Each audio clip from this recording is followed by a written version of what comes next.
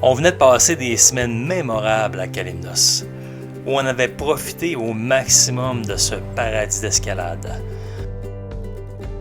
On avait beaucoup grimpé et j'avais même accompli mon projet de voie difficile à Cicatikiv, et ce sans chute ni repos sur la corde. On était à un point tournant de notre voyage, alors que depuis 2 ans on avait principalement voyagé vers l'est. C'était maintenant le temps de remettre le cap à l'ouest. On est donc parti avec un mélange de tristesse de quitter un endroit qu'on avait tant apprécié et un mélange d'enthousiasme pour les prochaines semaines à explorer les Cyclades.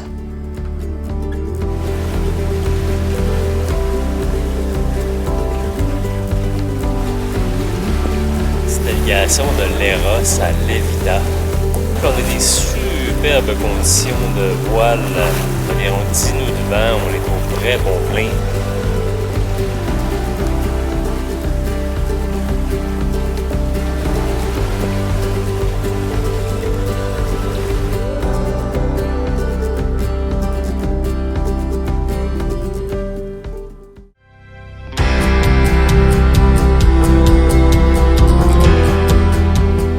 Je m'appelle Michael.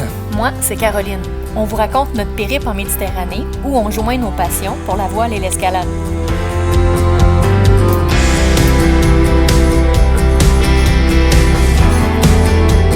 On a aussi le plaisir d'accueillir plusieurs nouveaux membres d'équipage à bord.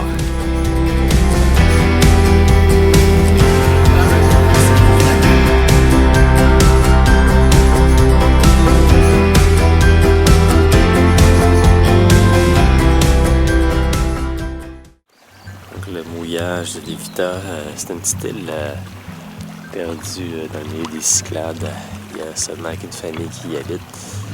Je commence à sentir la vie de voileux qui embarque tranquillement. Parmi les plus belles nuits qu'on a eues, les plus confortables parce que il n'y a pas beaucoup de vent, il n'y a pratiquement pas de vagues. Puis là, on se décide d'aller visiter l'île. Là-haut. Bonjour et bienvenue sur l'île de Levita. Nous sommes un peu à l'ouest de Kalymnos et de l'Eros. Il s'agit de notre première île de destination au début de notre séjour depuis Kalymnos. Vous êtes maintenant les témoins de nos premiers pas sur Terre après une longue navigation douloureuse de 4 heures. Levita est cette petite île perdue entre les Dédécanèses et Amorgos.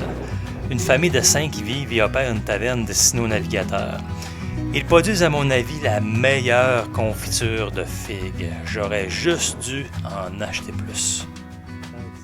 Pour le reste, à part les bâtiments, c'est un paysage plutôt aride.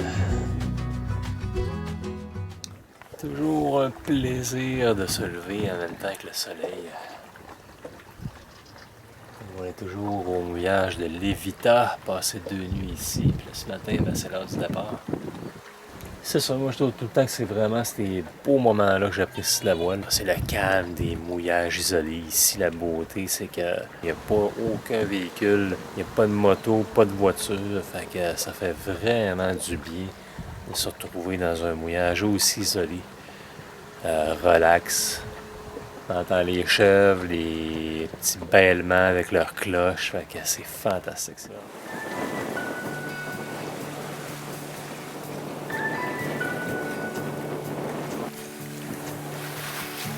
Ça a l'air à bien apprécier cette petite nave-là aussi. Vraiment bien. Pas de mots de cœur. J'ai pris une petite piloule. Navigation de Levita vers Amorgos. Malgré qu'initialement les vents étaient plutôt légers, on les avait encore de face, alors on naviguait au près serré. Et quand ça a forci un peu, on est obligé de faire des tacks, ce qui fait que la navigation n'était pas le plus longue que prévu. Distance prévue 28 000, ça a fini avec 42 000 nautiques parcourus.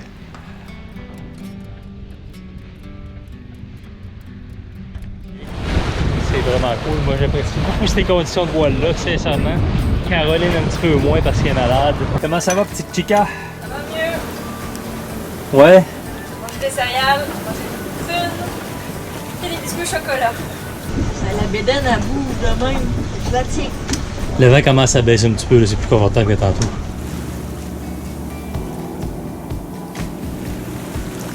Je confirme qu'il y avait beaucoup d'informations de gadgets électroniques avec la petite manette, la caméra, l'iPad avec la map, le GPS.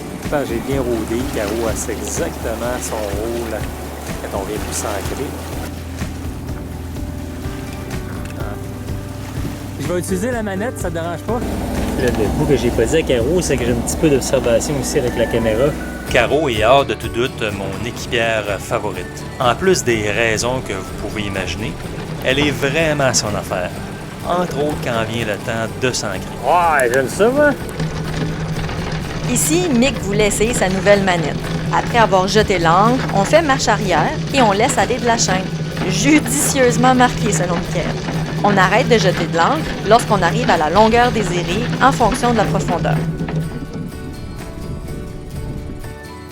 Une fois la patte doigt en place, on recule à nouveau pour s'assurer que l'ancre est vraiment bien piquée.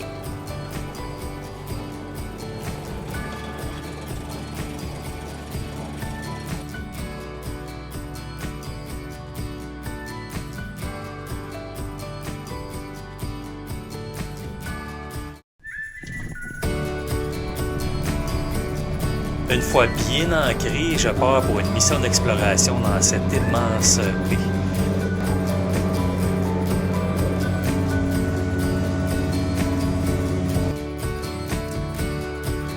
Je découvre un charmant petit complexe hôtelier tout près de la plage et d'un site de plongée qui est indiqué sur les cartes marines. Le récif vertical semble offrir de belles possibilités de plongée sous-marine. Mais à défaut d'avoir bouteille équipement, j'explore de la surface.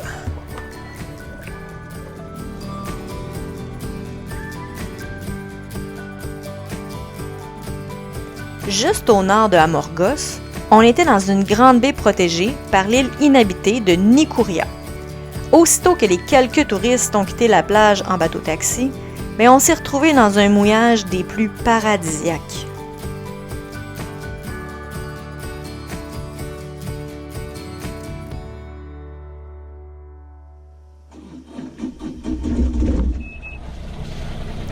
Après une belle nuit bien relaxe dans ce super mouillage, on remet le cap à l'ouest vers les petites Cyclades.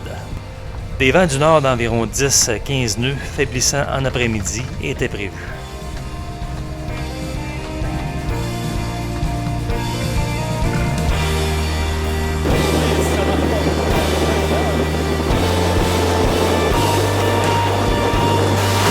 C'est sûr, on dirait qu'on fait une course! On fait une course contre qui? J'ai tellement envie de pipi, là!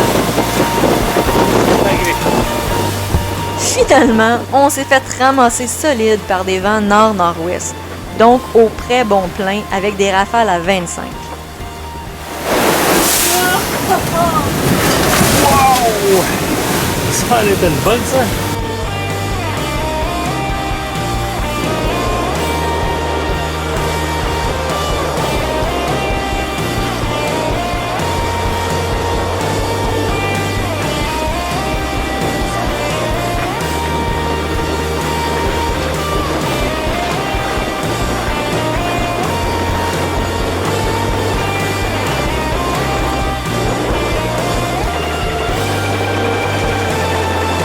Que je vous dis, a perdu un petit morceau là.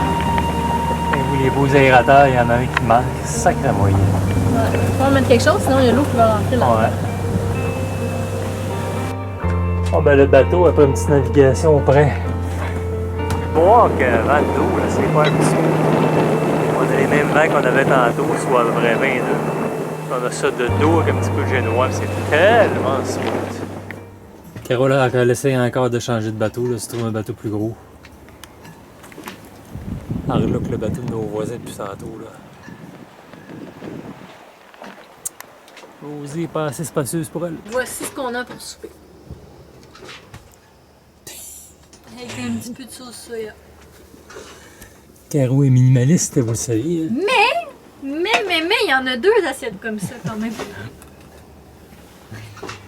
Fait que c'est notre souper, on est comme rendu au bout de nos vivres. Bon appétit!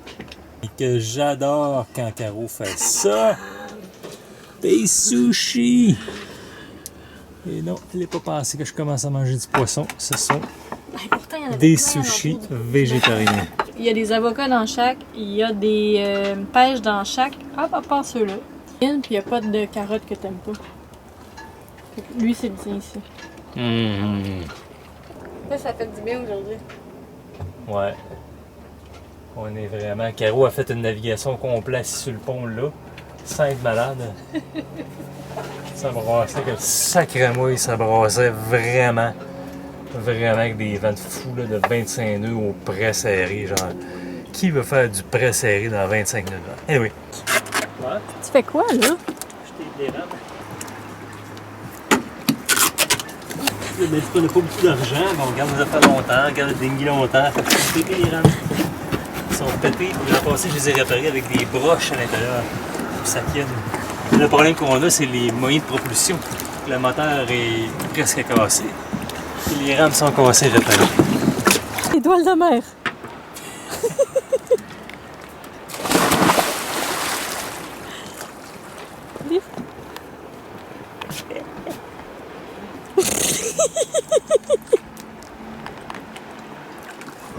Bon, ben ici, j'ai regardé comme faut, il est à peu près 3h30.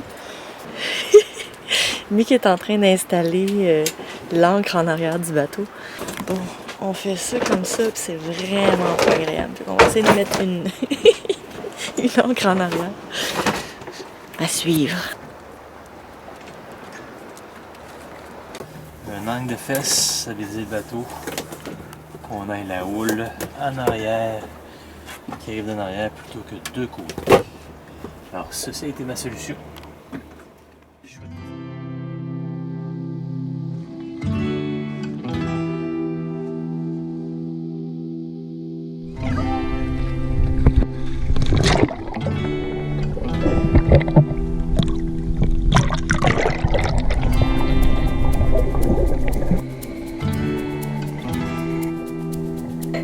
Dans les petites Cyclades, Koufoun ici nous offre un super mouillage.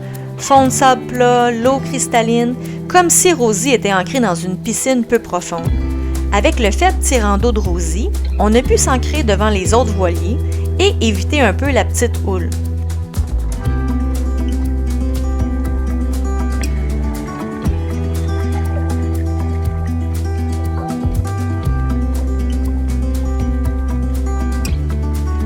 La nuit précédente, l'angle de fesses nous a permis de stabiliser le bateau et mieux dormir.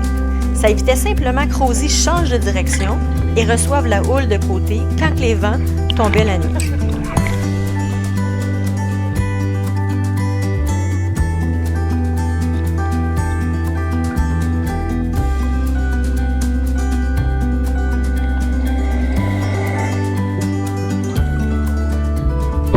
Caro, avec son œil de biologiste, est encore une fois partie en exploration et elle nous fait découvrir la vie sous-marine des environs.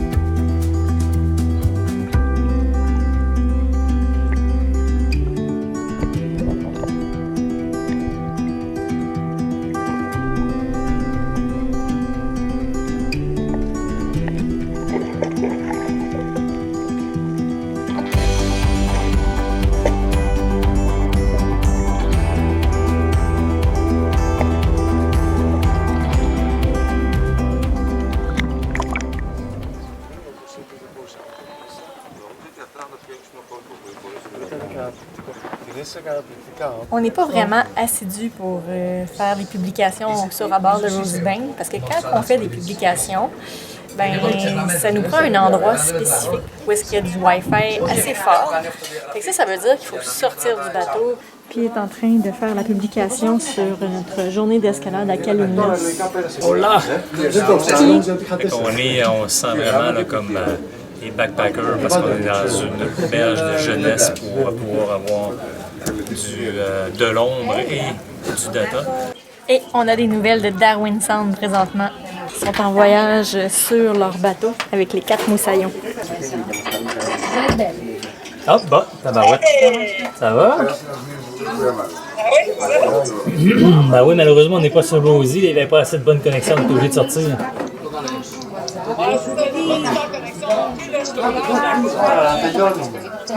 Bon, nous, le paysage, un peu, hein?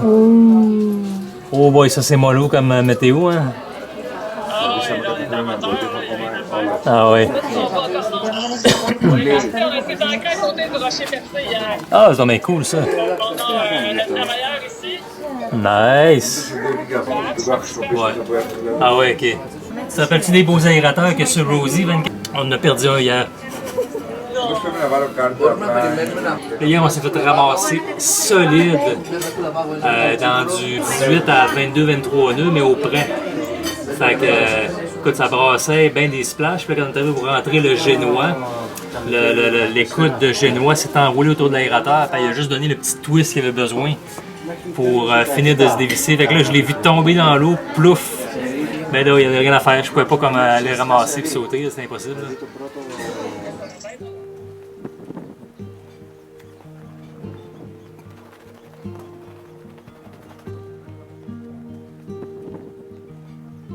L'île de Koufonissi d'en bas avait un caractère bien à elle. On pouvait sentir la vibe très chill, peu occupée si ce n'est de la petite auberge de jeunesse et des quelques plages de nudistes. Puis là, ben, c'est comme juste cool de se coucher dans la hamac comme ça, d'admirer le coucher de soleil, puis de relaxer, vraiment relaxer.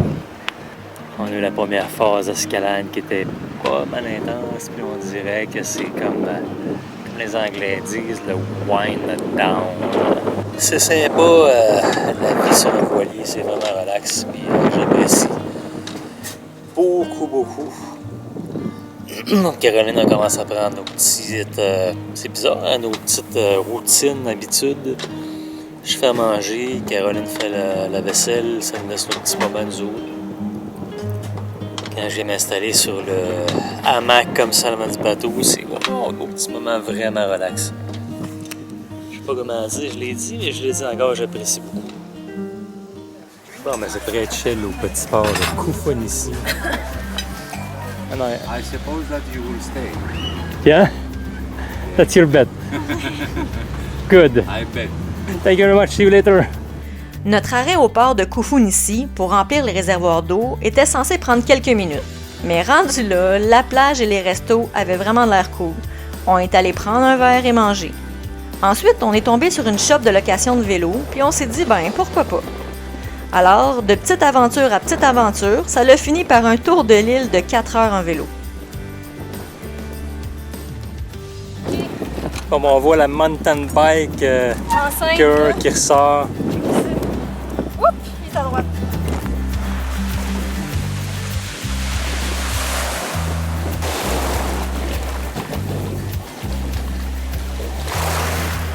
Si le trottoir s'arrête, Soit qu'on escalade, soit qu'on retourne de bord. je pense que Étant donné que je suis enceinte, une chance que tu es juste enceinte. parce que je suis enceinte, on va s'en retourner par là.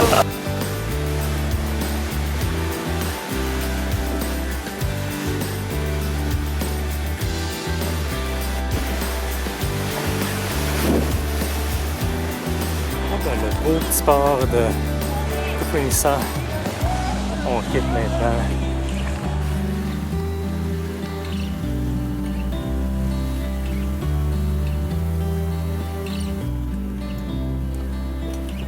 Oh, mais j'ai faim.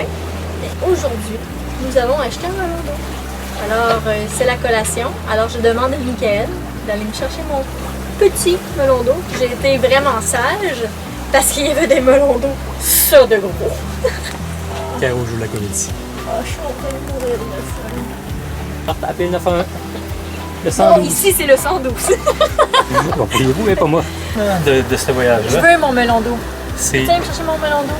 Non, mais je pense que je suis en train de m'hydrater. Là. Et moi, je veux mon melon d'eau là. T'as pas de d'olive, tu feras un deuxième ton melon film. Non, ça bouge trop. Je suis enceinte. Mon melon d'eau. Bon, ben là, Caro est très heureuse d'avoir son melon d'eau. J'avoue qu'il est beau, il y a l'air d'avoir pas beaucoup de pépins quand même dedans. C'est pas faux. On continue notre visite des petites Cyclades avec un arrêt à l'île de Chinoosa. Le lendemain, après avoir été obligé de passer au travers de quelques grands domaines privés adjacents à la baie où on était ancré, on réussit à se rendre au village principal de l'île et visiter les environs.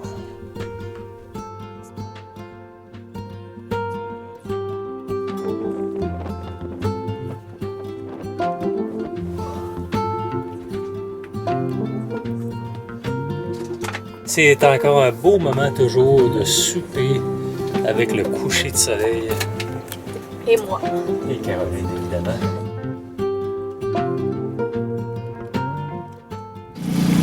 Bon, on est le 8 juin. Qu'est-ce qui se passe, Caro, aujourd'hui? On fait une petite navigation. De 22 000 nautiques. Ouais. On s'en va chercher Nico, Karine et les filles. Yes! Comme vous pouvez voir, j'ai mon beau petit bandeau ajouté à mon uniforme de skipper. Je fais une otite externe assez intense. Je me protège les oreilles des courants d'air.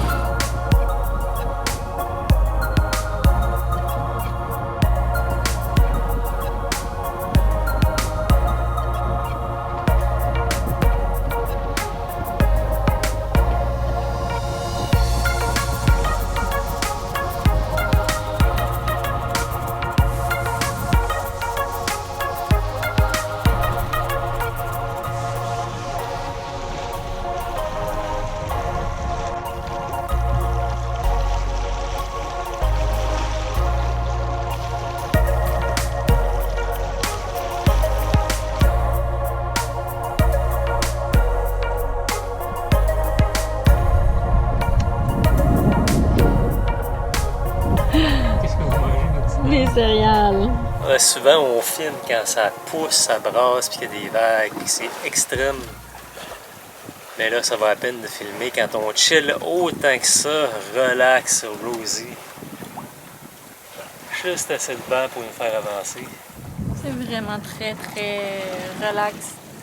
J'ai le temps de lire, d'écrire, d'appeler mes parents. Partie Karine va apprécier, il y en a ça dans les 3-4 prochains jours. Ça c'est cool.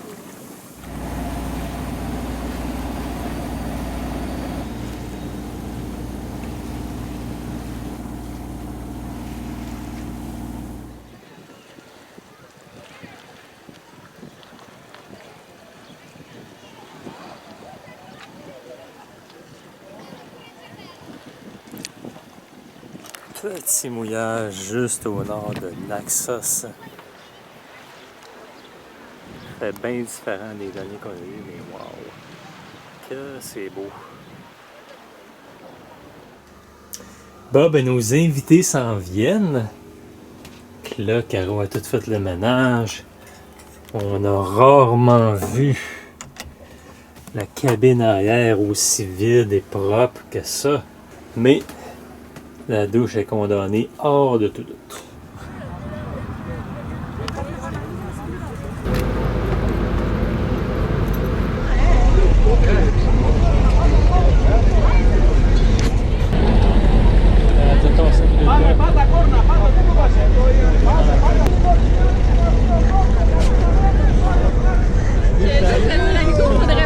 Hey, c'est le bas! Hein? On filme nous autres à votre insu un peu là. L'accueil des nouveaux marins qui s'en viennent à bord, tabarouette. Est-ce que ça fait vraiment? Ouais, Papa, il regarde. veut... Très heureux de vous avoir à bord de Rosie Bean, c'est cool au bout. C'est incroyable que ça marchait. Hein? Merci Boeing, encore une fois. Cheers! Cheers! Merci encore! Il y a Karine et Nicolas. Jasmine, Alexia. C'est un plaisir pour nous d'accueillir mon ami Nicolas et sa petite famille, de partager du bon temps avec eux et de leur faire découvrir notre beat de vie de voileux.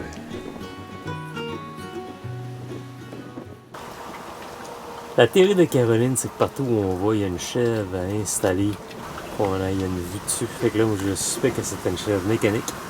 Parce qu'on la voit tout le temps de profil, on l'a vu à Emporios, puis on la voit ici. Vous allez voir, elle va tourner la tête doucement. Puis là, quand la lumière va, quand le soleil va aller se coucher, ils vont venir la chercher, ils vont la descendre. Ça sera plus. Motomarine, moins de transport. Point A, point B. Part, arrive, observe, revient. Non! Qu'est-ce qu'il fait? Il tourne en rond. Tu vas où? Tu fais quoi? Tu sais pas. T'es indécis. C'est quoi? Prends une décision. Vas-tu au nord? Vas-tu au sud? Comment décide? Ton bateau est là, c'est le gros, il est à gauche. Mais vas-y, retourne à la maison, va prendre un scotch, va prendre un apéro, quelque chose. De l'autre bord, un des deux. Arrête de tourner en rond. Arrête de faire chier. Tu fais du bruit en plus. Il y a 3 petits boiliers qui veulent manger en pain. Je suis obligé de te filmer. Avec ma philosophie de merde, là.